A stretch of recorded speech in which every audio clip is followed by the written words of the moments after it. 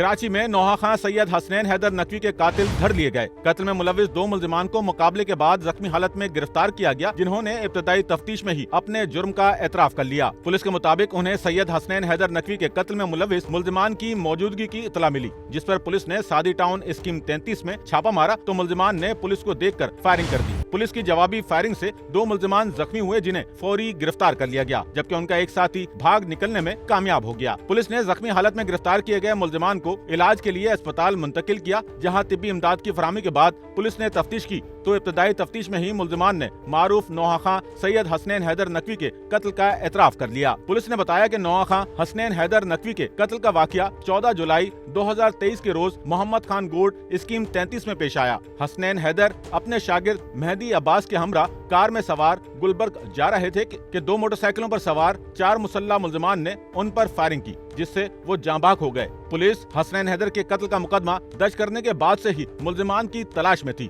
2 साल की तलाश के बाद खुफिया जराये से पुलिस को मुल्जिमान की खबर मिली, जिस पर कार्रवाई के जरिए 2 मुल्जिमान हाथ आए, जिनसे तफ्तीश का आगाज कर दिया गया है। कैमरामैन अमीन के साथ Nauman Rafiq, SNN Karachi. Sachal news network की वीडियोस में खुशामदीद। नाजरीन, वीडियो से मुतालिक अपनी कीमती राय का इजहार कमेंट बॉक्स में ज़रूर करें और चैनल को सब्सक्राइब करें।